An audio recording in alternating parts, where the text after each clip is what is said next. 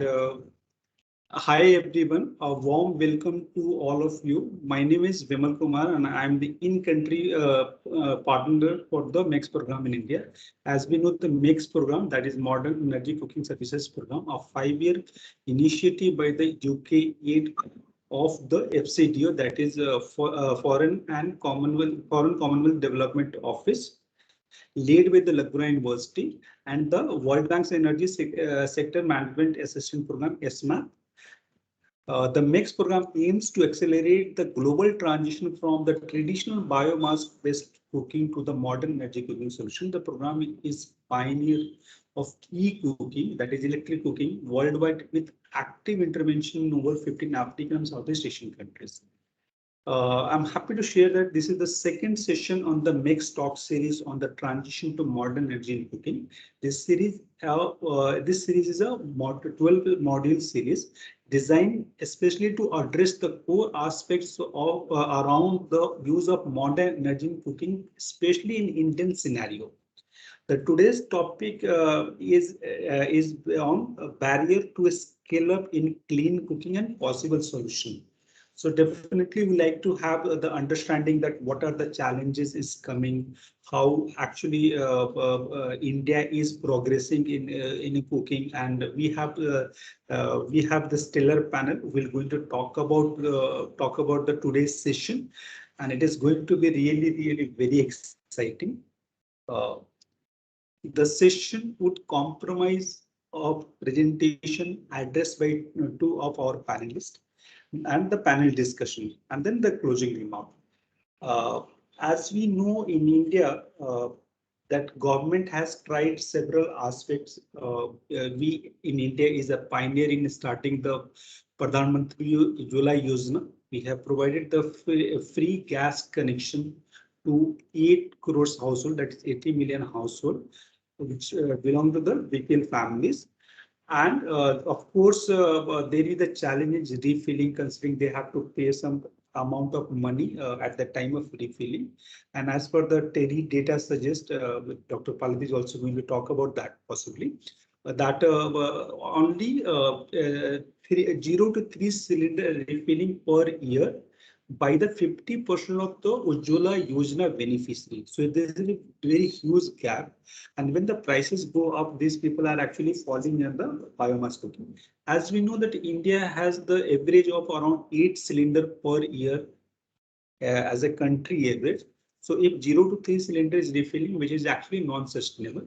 And as we know that being a go electric, campaign is launched by the government with a thought of launching with a thought of transitioning from biomass to clean cooking. Especially focusing on the electric vehicle and clean cooking. The data says, as per the Go Electric campaign, the 8 lakhs crores is the annual potential saving going toward this, and we also have to provide some subsidy to the LPG users. So with this background, I like to invite our speaker, Dr. Devajit Palit, Director Rural Energy and Livelihood, Terry. Yes, Dr. Palit. Thank you, Mr. Kumar. I have a small presentation. Let me share that. Yeah.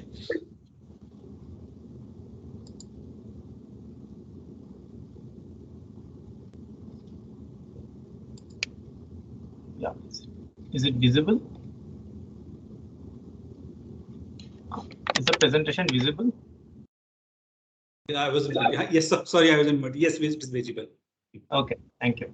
So, thank you once again, Mr. Kumar, for giving me this opportunity to speak on transitioning to modern energy in cooking and barriers to scale up and possible solutions. So, what I do is that in the next 5 to 7 minutes, I will take you through what we feel are the barriers and solutions for transitioning to modern energy in cooking.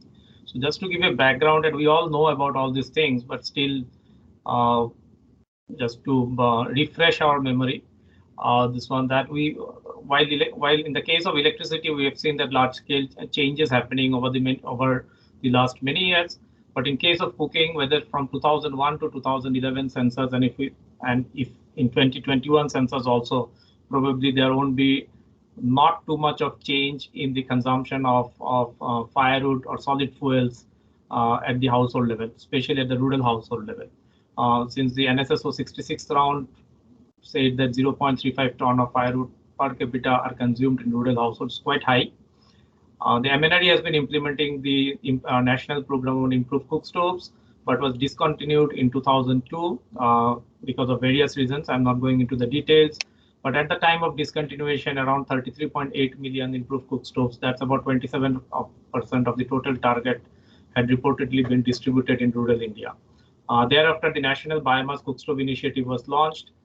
Some cook stoves has also been implemented as part of the NBCI. But what we can say very clearly is that all these ICS programs are technology focused, with dissemination being the only objectives and numbers deployed as metric for measuring success. We have not actually seen the other indicators or the impact that they might have resulted in. For example, whether pollution has decreased or whether the black carbon has reduced, and all such things have not been measured in the way it should have been. Further, they were also not well organized, which I personally feel, nor they have received the adequate funding in comparison with the rural electrification program, which received roughly around 80,000 crores in the last 10 years, and maybe more than that if we take the network augmentation also into the this one in our budget. So what were the challenges to adoption of these improved cook stoves? Overemphasis on technology, underemphasis on the user friendliness, lifestyle change is required, purchasing patterns by the household, income variability, and most importantly, limited market players and stove builders in the rural areas. And these are the challenges that hindered the growth. So in 2016, the Prime Minister Ujjwala program was launched. We are all aware of it. And Mr. Kumar, you also mentioned about 80 million households have been covered in 3 years. Reportedly, another 10 million households are planned to be covered during 21-22. I think that has already been the cabinet has already cleared that. So another 10 million households will be covered in the next 1 to 2 years time. Those who have been left out from that 80 million, or the migrated laborer in the urban area who may have a connection in their rural house, but not in the cities or the towns where they're living now. So probably they will also be given a connection. So the PM Ujjwala program, we did an analysis with publicly available data, and we found that from 2016 to 2019, in the 3-year period, roughly around 25% of the consumers actually availed 0 refills. And roughly 30% of the consumers has availed 1 to 3 refills. So, and the rest 4 or more. So if I take an average, that's about roughly less than 2 refills per year per household by these 80 million households who have got this connection. Now, why it is so? So we tried to deep dive into that. We found that, and we feel that while barriers such as behavioral change and other things are important, but I think the income inelasticity in the rural households is acting as a major barrier for not going for refill. When the program was launched, at that time, the subsidized price of LPG was roughly around 550, something like that. But now the subsidy has been mostly removed and the price has become 850 or something like that. This one now at 550 also, we found that the rural consumers are not willing to pay more than around 300-350 for a 14.2 kg cylinder. And if we can increase the subsidy to bring down the price at around 300-350, then probably households can avail, say, more than 6 cylinders in a year. And if they can avail 6 cylinders in a year, or if they can use 6 cylinders in a year, we can pretty say that they have started to adopt LPG for cooking all their major meals. Otherwise, it is just a sporadic use of LPG in the rural household. Now, if I see the transition to electric cooking, and that's the what do we call it, the buzzword now in all discussion, including in this discussion. So is electric cooking feasible in India? Probably yes. I can't say with certainty at this point of time, but definitely I feel it is yes. The current scenario that I know is that there are induction stoves, whether it is local made or branded products, and electric pressure cooker being introduced by the MECS program. The load ranges anything between 700 watt to 2 kilowatt and more. Fuel efficiency level roughly around 85% against 50 to 60% for LPG. If I take the LPG price on a unit basis, the current price, then probably cost per meal for electric cooking is little lower at the current electricity tariff and LPG prices in the rural areas. If I take say 5 rupees as the average electricity tariff in the rural areas, it may be low, but on an average, because the consumption, if the consumption is more, then you go to the next level. There is also some awareness about electric cooking. This is a picture from Chhattisgarh, in an extremely remote village in Chhattisgarh, where I found those who are aware about the technology have go visit the urban areas. They do have electric cook stove or induction cooktops in their house, but only for special cooking in special occasion. Like this lady was making something for us when we visited her house. So if somebody is a guest in the house, then they will tend to use this electric cooking, or maybe for making tea or something like that, the way the LPG is used. But most important questions that we should ask is that how many homes in cities and towns actually use electricity for cooking? So unless the cities and towns start use electricity for cooking, I don't think it will be mainstreamed in the rural areas. The simple reason is that the economies of scale can only happen in the urban areas to bring down the price. And once the price is reduced and the technology is more is known by the rural people more, the awareness is more, then they will tend to move to electric cooking. This one. So there has also been policy enablers, and I think Mr. Kumar already mentioned the draft National Electricity Policy by Niti Aayog also targets to achieve access to clean cooking energy for all by 2022, and it emphasizes on electricity-based cooking. What it calls electrifying rural energy demand is the tagline that they have used. So how can we electrify the rural energy demand? Because our plant load factor of the power plants are very low. So probably if we can have more use of electricity, then one, the PLF would increase, and two, with more and more renewable energy power being integrated with the grid, you have to have some additional use of this electricity in the rural areas too, so as to have a higher PLF or use of this renewable energy based power. So from a policy point of view, I think the intention is good. The Go Electric program, which was launched, I think, in February 2021, also covers electric cooking. But these are all fine because there are a lot of challenges, and which, if we don't address them at a speed, then it will take more time for mainstreaming electric cooking, not just in rural areas, but also in urban areas. So one is the most important is the access to reliable 24/7 electricity supply. While the government target is 2022, by which that means the central government has shown its intention that by 2022, power for all would be a reality, 24/7 power for all would be a reality, but it is easier said than done. There are many other challenges for it to happen. Large size of families, and these are based on some studies that has been done by Terry and others. So large size of families in many rural areas. So most induction stoves are suitable for cooking 4 to 5 persons only. So we have to have more technology options.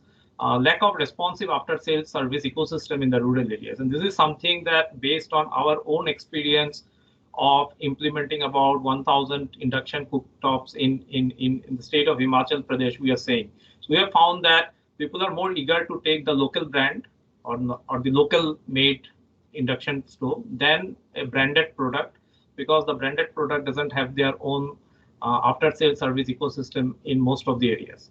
So it's very difficult. If a stove, something goes wrong, then where do they go to make it work again? So, but the local stove can be easily rectified by some local technicians. So we have to create that ecosystem in the rural areas. And distrust, and this is always true for any new technologies, distrust in the new technologies. There are adoption-related challenges even in urban areas, as I say. But most importantly, I think what's extremely important is the infrastructure that has been created to take electricity to the rural areas is not adequate to take on the additional load. Whether the infrastructure that were created 30 years back or the new infrastructure that has been created under the Deen Dayal Upadhyay Gram Jyoti Yojana or the Eastwell Avatar Rajiv Gandhi Gramin Vidyutikaran Yojana, I think that is not adequate to take on this additional load. Houses have been provided with 500 watt load. or maybe less than that, and that is not sufficient. The transformers and all these things need to be completely changed if we have to promote electric cooking in the rural areas. And the other most important part is the affordability, and I think we are not speaking too much on affordability. I was just thinking about it, and let's take an indicator, because this migrant crisis and this pandemic has brought an indicator to the forefront. Almost 60% of the population in India is provided with subsidized food grain by Government of India.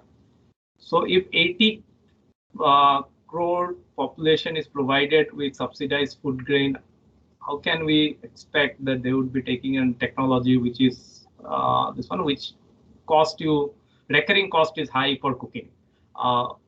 This one. Now, what's the difference? So it's about 5 rupees for cooking, say 10 for heating 10 liter of water. You spend about 5 rupees, something like that, for electric cooking. This might be around 7 to 8 rupees for LPG at the current prices, but this is only 2 rupees with firewood, and that's something is the most challenging task. So our analysis, having said that, our analysis, internal modeling exercise that we have done in TERI do indicate that gas-based and electric cooking will be dominant by 2030. However, we are not clear as yet is the speed of transition to electric cooking because of some of the challenges that I just mentioned. So what is the road ahead? So what we feel is that the cost of inaction is far higher than the cost associated with complete elimination. So if required, we may have to provide higher subsidy, better financial support, this one to support this clean cooking, whether it is through LPG or through electric cooking. So government just can't remove their hand that we won't provide subsidy, because now that you have created the infrastructure and provided connections to all, it is also the government's job to see that these connections that has been provided are used by the rural households and not used just because of affordability concerns. Complete transition of households to modern energy and efficient cook stove definitely is a gradual process. We all will appreciate that and acknowledge that. And it is dependent on range of factors from affordability to behavioral aspects to different support mechanisms that are created. What we believe is that in the short term, maybe from now to in the next 3-5 years, biomass will remain despite the LPG and electric stove program. So we still have to have better designed efficient biomass stoves for the rural areas.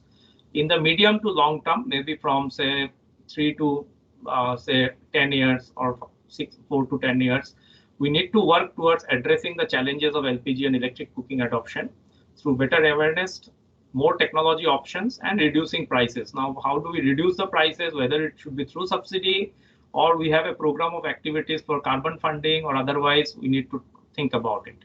I think we have convergence. After my presentation, they can tell better what is their plan on carbon funding and other things.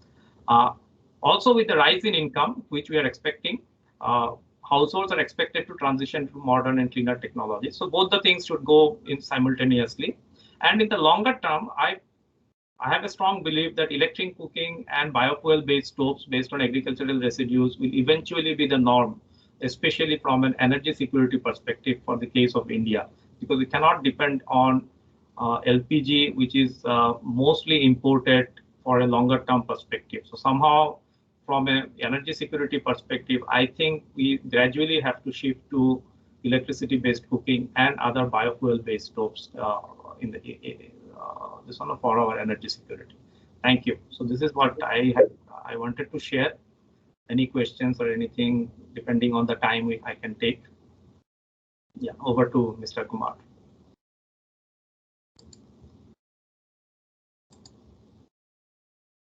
I was on mute. Yeah. So thank you, Dr. Palit. It's always a pleasure to listen you as you bring the core insight from the TEDI extensive work in this domain. And as you rightly mentioned that by 2030, we have to transition and we need to pace up or not. And the cost is the most important aspects where we'll expect that our speaker will be going to talk about that.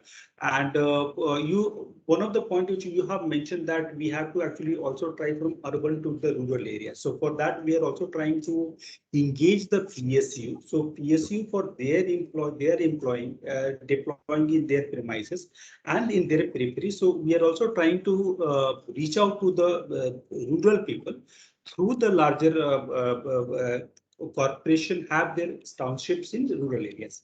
So thank you, thank you, Dr. Palit. With this, now I would like to invite Ms. Snigdha, consultant, Convergence Energy Services Limited. Yes. Hello, thank you so much, Vimal, and thank you, Dr. Palit. That was a very, very informative presentation, and as you mentioned, we will like to talk about the possibilities through carbon finance. So I'll take us through our presentation.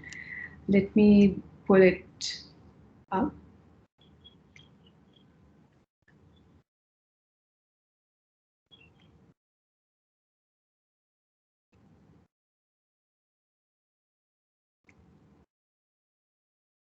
I hope it's visible here. Yes, Snigdha, please. Thanks, Vimal. So this is definitely a very very pertinent topic in terms of the challenges we have in scaling solutions for the rural communities that have been around for some time, but challenges, barriers such as access to finance and in addition to behavioral aspects and the scale of implementation required. And these are, these are factors that Dr. Palit also talked about. And so here, so today, what I would like to focus more on is introducing the work we're doing at CSL, the sort of theory of change that we are bringing on board for clean energy solutions and making them affordable through blended finance, including carbon markets. So, taking a step back, I wanted to talk about the innovations that are happening in energy sector. For example, battery-based models are becoming more affordable, more accessible, providing new opportunities, including for clean cook stoves, and that's something that's on our radar. And in addition to the fact that India has achieved near universal energy access, we are there's a strong focus on distributed solar solutions, electric transport. So these are factors that are coming into play, and they provide opportunities which are equally accessible to make existing programs more scalable. So that's sort of where CSL is bringing their thinking into, and how these innovations can be applied to support the last mile communities. So just a little bit about CSL. It's a new venture that was launched in October. It's a part of the ESL group of companies, and we are focused on three primary areas: distributed solar, electric mobility, and energy storage, through which we bring in last mile access to clean energy. We focus on emissions reduction, which is quantifiably measured through a strong MRV system. And we try to bring in blended finance through carbon markets, which I already talked about.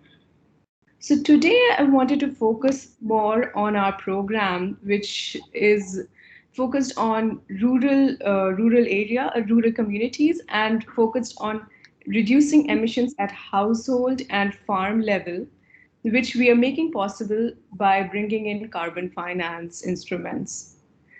So let me take us to some of our programs. And what we are doing here is, for example, let me talk about the Gram Ujala program that we've launched a couple of months ago. So this program distributes LED bulbs in rural communities. We've started the pilot in Bihar and in Uttar Pradesh, and we've been able to successfully replace about 500,000 bulbs in a short span of 3 to 4 months. And what's made it possible is that it's become affordable. The bulbs are provided to the rural households at a mere 4 cents. And the way we are able to reduce the financing for it is because this is implemented through a UNFCCC project, and which subsidizes the pricing of the LED bulbs, making it affordable for rural households. So that's one of our schemes that are up and running, and that's the concept that we are trying to bring on board for other rural needs as well. And we talk about solar pumps. So that's another program that we are bringing at scale for rural, specifically for rural communities. And its implementation is happening currently in Goa, where we're also bringing in home lighting systems and trying to bring in not just equitable access to clean energy, but also trying to bring in gender parity, for example, by training women, locally based women, to manage these home lighting systems. And all these factors, they touch upon the different SDGs, and sort of that's where we are trying. So that's sort of the crux of our focus, that through carbon finance, we're trying to make development and climate change resilience more affordable. And lastly, talk about a feasibility study that's undergoing right now in the region of Zanskar Valley in Ladakh, where we're trying to understand what are the heating and energy needs in these rural communities. And cook stoves and cooking needs, of course, comes as a priority there as well. And we're still at an early stage, but the idea is for us to understand what are the energy needs, the holistic energy needs. So we're looking at, for example, a household, and we're looking at what are their needs in terms of their livelihoods, or in terms of their access to electricity, in terms of cooking, and then try to see what all solutions we can provide within an ecosystem for a rural household. And that's sort of the thinking we have, that we want to decarbonize the entire lifestyle, the entire ecosystem under which a rural village, rural household setup is currently based. And with all the recent innovations that are happening in terms of battery, in terms of digital access, we are trying to build models that serve the needs of these communities, and making it affordable, accessible, and so forth. So this is where we are. I wanted to share some of the numbers in the last few months that we've launched these programs. Gram Ujala is a big initiative I earlier also spoke about. We launched it in the RR district in Bihar and in Varanasi in Uttar Pradesh, in the rural areas. This is primarily for rural areas. And in a matter of 3 months, we've been able to replace 5 lakh ICLs with LED bulbs. And now with that sort of success, we are looking to expand to Maharashtra, Andhra Pradesh, and so forth. And just to give you numbers, I have them written here. So the 5 lakh LED bulbs equates to 66,000 tons of CO2 reduction in the atmosphere every year, which saves about 24 crores in terms of the excess energy needs that an ICL bulb would have used. So it's a saving for the household, as well as the environmental benefits that come out of this. And since this project is registered under the UNFCCC, we are regularly tracking the recordings and putting it into the carbon market. So sort of developing the carbon market portfolio on behalf of CSL, which subsidizes these programs. And just sort of to take you through our overall portfolio, we are looking, so if you look at the top, we are looking at solutions that reduce emissions, reduce emissions for cook stoves. We're looking at solar-powered cook stoves, solar-powered pumps, solar feeders, and I already talked about the Gram Ujala program. These numbers are varying, so I wouldn't spend too much time looking at them. But the idea is that we're looking at a scale, and we're looking at programs that touch upon the different energy needs of a rural household. And this is early stage. The numbers are still exploratory at a level, but this is broadly the scale that we are looking at. And That's all that I just wanted to share, and I'm happy to answer any questions if we have.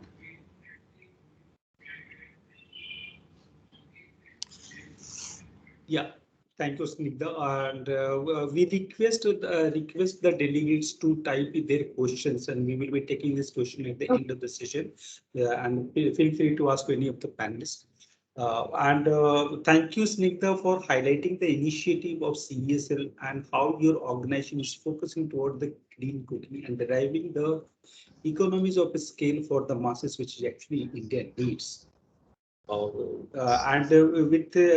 like to proceed to the next part, that is panel discussion.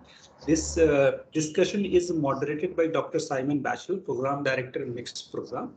And our panelists for the session are Mr. Girija Shankar, General Manager, Technology, Energy Efficiency Services Limited, and Mr. Udit Mathur, Energy Advisor, FCDO India. Yes. Over to you, Simon. Good morning, afternoon. I'm speaking here from the UK.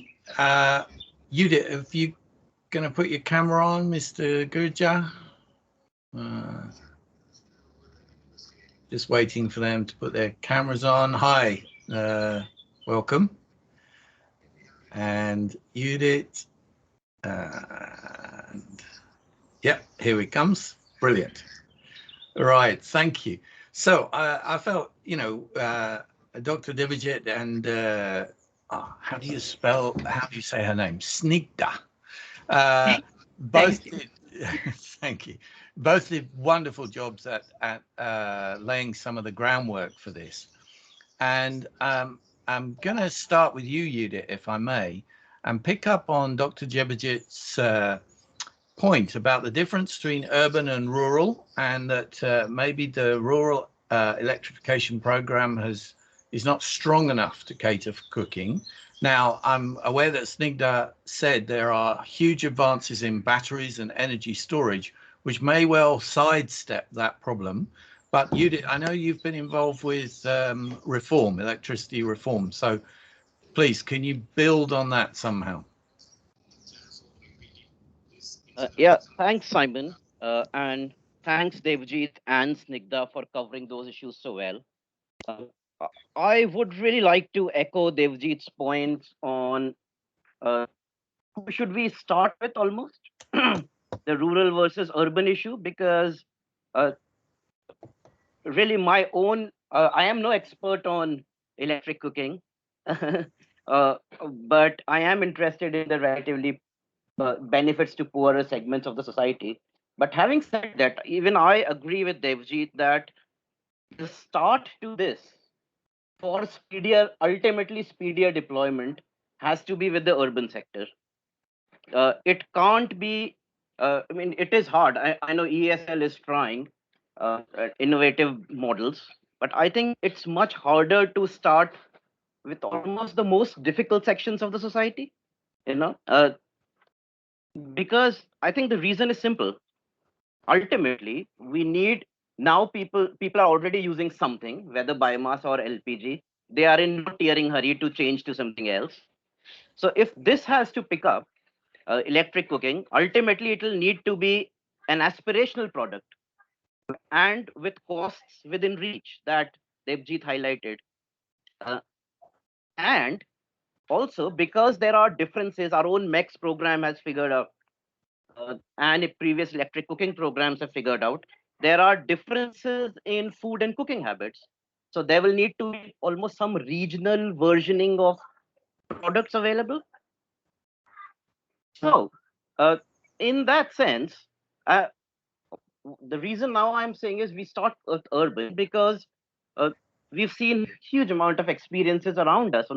For example, mobile phones, TVs, motorbikes, detergents, all the highest selling products in the rural areas are ones that actually started with the urbans. They got economies of scale.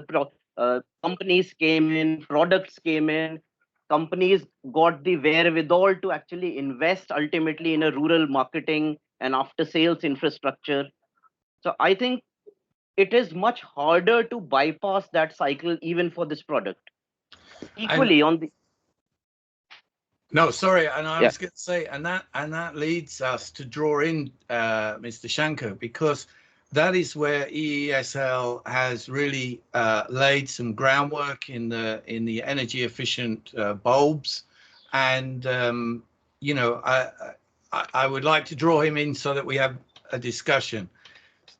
Thank you, Simon. So I think somehow I agree with the Udit, but there are certain other drivers which will, I think, makes the market for the induction cook stove. So if you allow, I have a very slight brief presentation. I can give the brief about what the in ESL we are doing.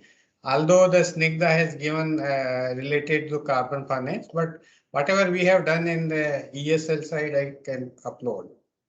So if you can allow me, I just putting my, I think 5-6 slides. Okay. Yep, go for it. Is it visible? Yes, it is. Please carry on. Yeah, so ESL is tremendous, I think, the success story in terms of the LED lighting, and it is very well proven. Within the 3-year time span, we have reduced down the cost about 1/10. So in 2015-16, when we have initiated the LED procurement, at that time the cost is around 400 INR, Indian rupees, and now it is within the 50 rupees.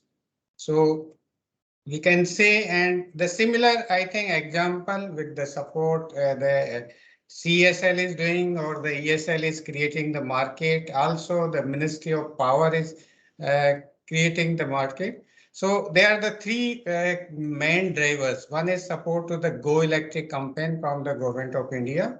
So the Ministry of Power have the Go Electric campaign where they are prioritizing the electrical vehicle and electric cooking appliance as a main driver. Second, it will also support the SDG 7. So every organization or the country or the government, they are focusing to provide the universal energy access, doubling the on energy efficiency, sustainability, increasing the share of renewables, and enhance the international cooperation or facilitate access to the clean and renewable energy by 2030. And third is the access to the smart, efficient, and clean cooking. So probably these clean cooking provides this type of the, we can see here what are the benefits we have in the terms of the clean cooking. I think 2018, we had done one pilot. It is primarily for the rural areas.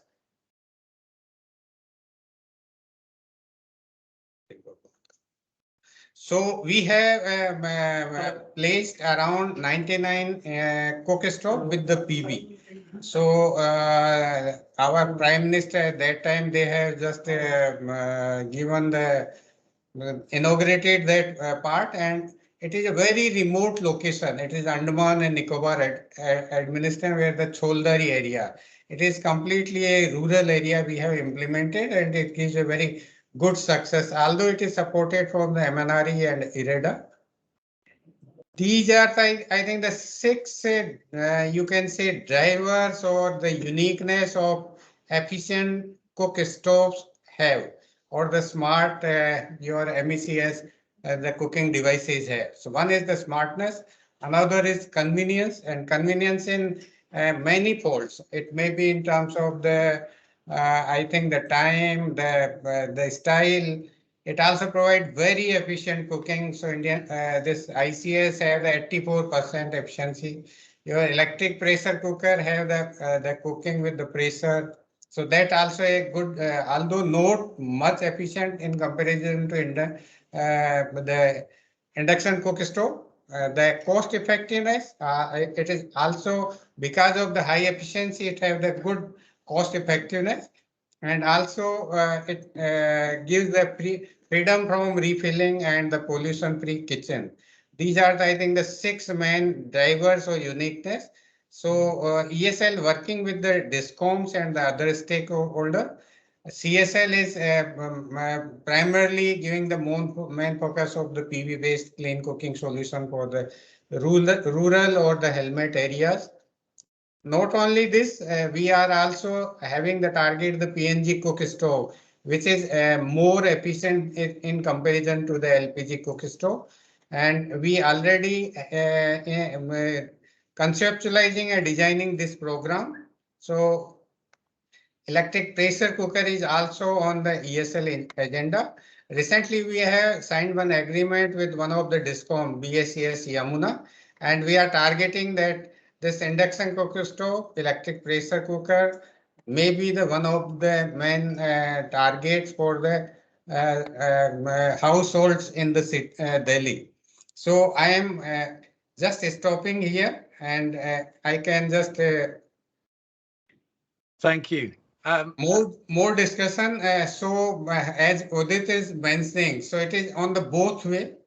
So it have we can prioritize maybe the rural area. We can prioritize whether maybe your urban areas, but it provide a uniqueness and the best option for the both sides.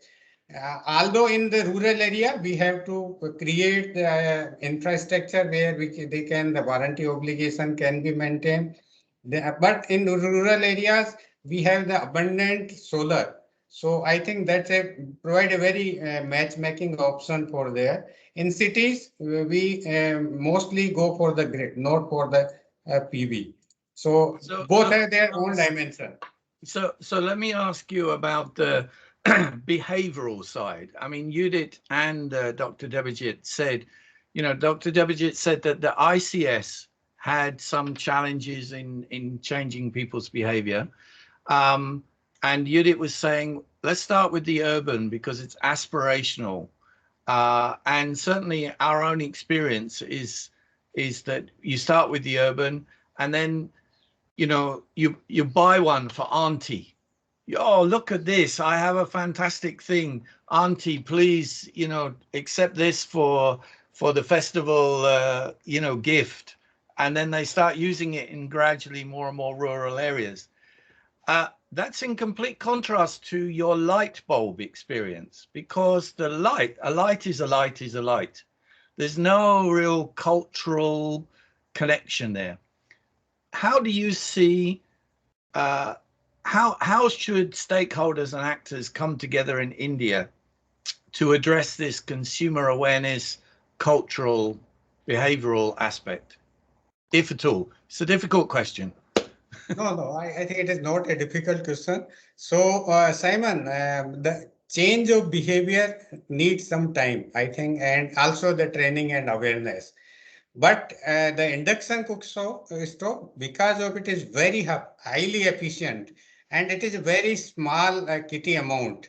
Your electric pressure cooker in comparison to induction cook stove is slightly higher in the cost, but both have their uniqueness. So both have the controllability. Many things are the common in both, but the uniqueness in induction cook stove is that it has the low cost, and it is, as you are mentioning, it can be given as a gift, and next year they can give the more I think awareness to the other. So it may be the brand or I think the style you can say, or the smartness you can pitch in, through which we can pitch in these type of program. And in the rural area, it is, I think, the PV, the integration with the PV makes it more efficient, because the technology used in the induction cook stove is converting AC to DC and DC to high frequency AC. So there are the two conversion is going to be happen. And if you are able to convert directly PV, which is available DC, and going to high frequency AC, that will provide a very fantastic solution, but it requires I think those ecosystem in terms of the deployment of the product in that way. Currently, we are using the inverter. In the 99 demo we have conducted, so we have put the the PV, then inverter. So one more step we have inbuilt, but at that time we didn't have any, I think, the commercial product where the DC can directly feed into the induction cook stove. Most of the induction cook stove are available. They are operating on AC. So it is the some let me technological draw challenge. Judith in on this one, please. We have some work in Bangladesh which integrates PV with low voltage grids without using inverters, and that sounds the direction that you're talking. But you're in the power sector reform, and Ms. Signa said about, you know, there's going to be a transformation. There's going to be more PV. There's going to be more renewables on the grid, which changes the whole profile. There's going to be much more prosumers producing. Judith, how do you see this extra load of cooking coming onto the grid? So in India, because of the initiative of the Bureau of Energy Efficiency and ESL, particularly this Ujala scheme of ESL, now we have the more availability in comparison to the, I think, the demands. So Go Electric is the, I think, the logo and the message from the Ministry of Power itself. It is not from the other. So they are going for the Go Electric, and Go Electric provides the good opportunity where these type of smart cooking devices can be elaborated. Only the one challenge, I think the Dr. Palit has mentioned. In India, in northern India, partly on the half of India, we love the chapati. That's, I think, more awareness or some practice needed that can be cooked from the cook stove. I think that's only the one challenge in terms of the behavior or the need of a household, particular households. Let me get a response from Judith. Yeah, thanks, Simon, and thanks, Girja Shankarji. So I think there is a market. I think it's the question of the speed of transition. There is definitely a market and a set of consumers who have adequate connected load, who can really take up this product, right, with or without solar or anything else. So, so that's the opportunity. I personally think if you load it with too many things, for example, solar or battery or this and that, then it of course becomes hard to make it affordable. And then you just need those carbon financing or subsidy or something else, right? The third question is, the third point is, if we do it too quickly, and essentially what we're talking about is cooking loads that are usually there either in the morning or in the evenings, both of which are peak times, both of which are times when renewables aren't there. Therefore, what we are saying is we are raising thermal power generation by shifting to electric cooking. Now, is that good from an emissions point of view? Not necessarily. So, I think we just need to make those assessments in terms of which is the segment we go to first, which means which has the capability, affordability, connected load, etc. And slowly then how we, in a few years, when we have adequate battery storage capabilities, even for the grid, then we do a mass rollout to avoid the emissions fallout. Yeah, I mean, we have some experiments in Malawi at the moment with lithium titanate batteries that have just come on the market. They can do rapid discharge, so they can cover the cooking very easily, and they have 10,000 cycles. So actually, they can last people like 10 years or more. So you know, these are exciting developments. I'm going to try and bring in Ms. Snigdha. Sorry, I'm trying to get your name right, because you were talking about batteries and your work with that. Do you want to comment on this aspect of energy storage? Yeah, absolutely. In fact, I'm quite intrigued by this, by the pilot you're talking about in Malawi, and we've had discussions ourselves on how energy storage can be used for cooking purposes. And we're thinking about the northeast part of India, the more hilly terrains in India, and how the daylight is very short it's by 4 p.m. or so there's dark, and a lot of people are typically cook in at this hours, and in which case we're thinking if we can explore possibilities for storage based cooking solutions. I mean, it's early discussions right now for us. We don't know the feasibility and the technical feasibility especially, but that will be a significant possibility if we can bring it in. And let me try and draw in Dr. Devijay again, because Terry is a forward thinker. They're doing the research that helps your government ground, realities. Like me, Dr. Devijay has gray hair. So he is looking at it from sort of 30 to 40 years experience of seeing transitions. Can you see this transition happening, Dr. Devijay? And as you look forward to the next 10 years, is it within your imagination? Thank you, Simon. It's a good question. I am a born optimist, so definitely I do see that the transition is happening, and that I did mention in my slide also. But we are not sure about the speed of transition, whether by 2025 we will see a large-scale transition, or by 2030 we are not sure about that. Primarily because we have to make our things correct. Some of the challenges that we have to address them. Now, in 30 years, we have not been able to address the challenge of biomass cooking. This one I have not been able to mainstream biomass-based improved cook stoves in the rural areas. We are still with the traditional stove. So somewhere we are missing some of the things. So we are trying to address the problems in silos. So while the government may have provided 80 million connections, but connections does not necessarily mean adoption. So in case of electric cooking also, while using, say, some type of subsidy or something, we may provide a induction cooktop or any other type of electric cooking to a household, but that does not necessarily mean the person will cook in it. The aim should be that how we can make the person cook their major meals in a cleaner device. And for that, I think income inelasticity, behavioral aspects, easy availability of firewood.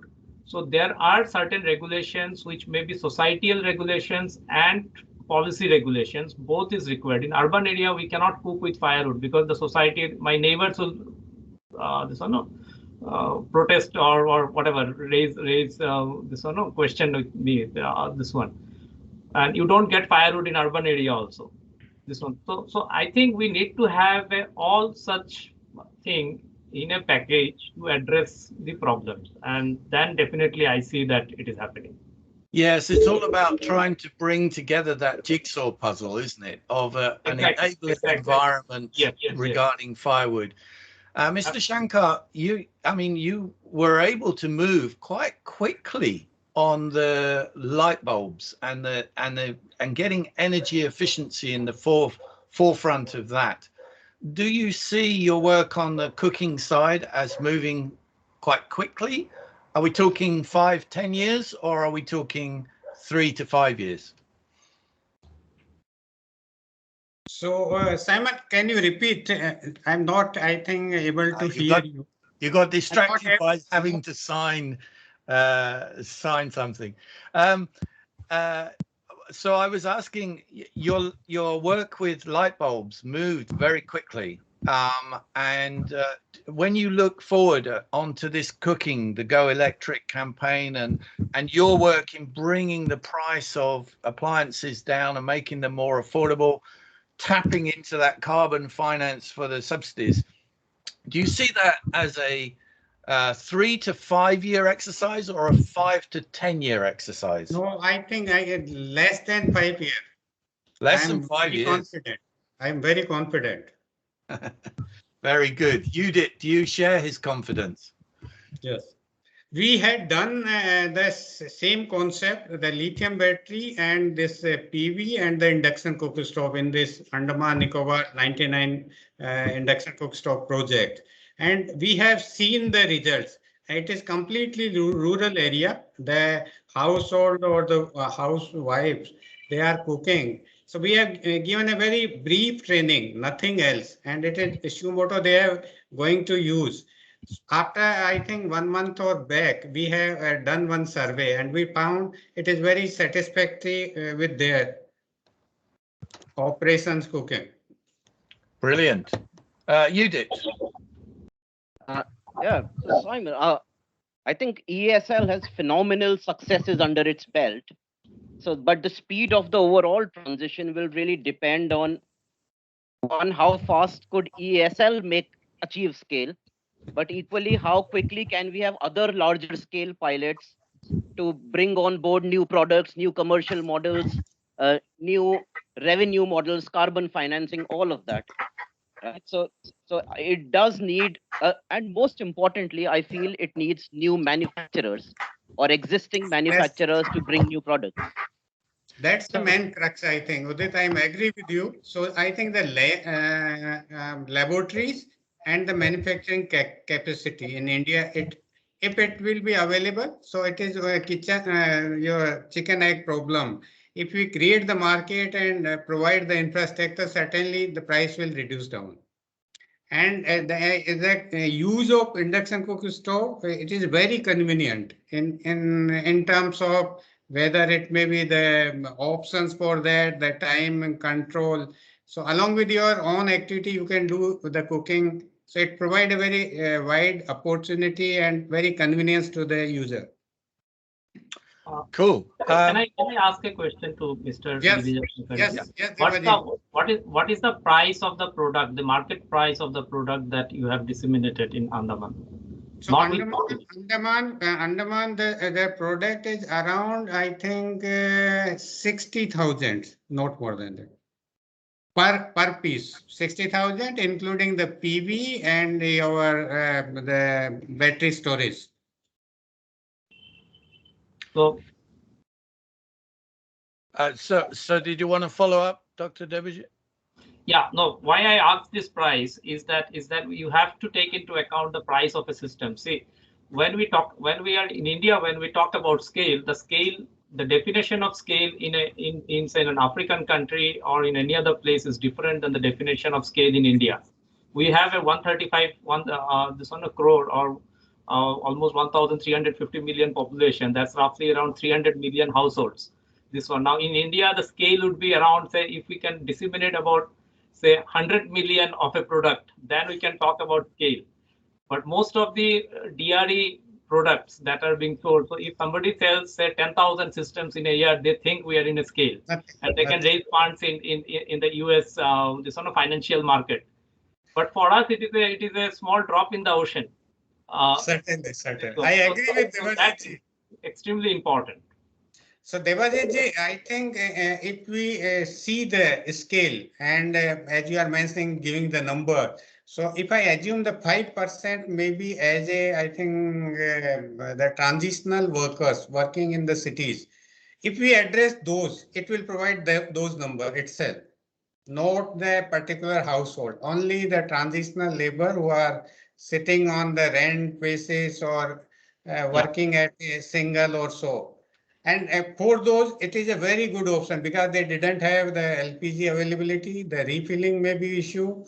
Induction cook stove is very, very convenient to those segment. Also, the nowadays, if you go in any marriage party, you can see the induction cook stove is available in even in the rural areas. So we're actually out of time. I noticed that Vimal has probably dropped off the call. I think he might have connectivity problems. He may even have a power cut. Oh no, here he is. Okay. But I was going to just thank everybody for their contributions. You know, like all webinars, all virtual discussions, a little bit awkward at times, but you know, I really appreciate everything people have said, and I hope that this is a small step towards a future with an India that is net zero carbon, that is really healthy population, cooking on Mr. Shankar's electric, very cheap appliances that he's taken up to 100 million units within 5 years. Cool. Vimal, you have the last word. Yes. Thank you, Simon, and thank you our panelists. Indeed, it's a very insightful discussion on the barrier to scale up the clean cooking solutions and what could be the innovative solutions. With this, we really thank you. And as we mentioned that this is the talk series which we are going to do on the regular basis. We'd like to have the more and more session on the new topics. And we thank you all again. Thank you. Thanks. Thank you very much. Thank you very much. Thank you. Thank you, Devajit. Thank you.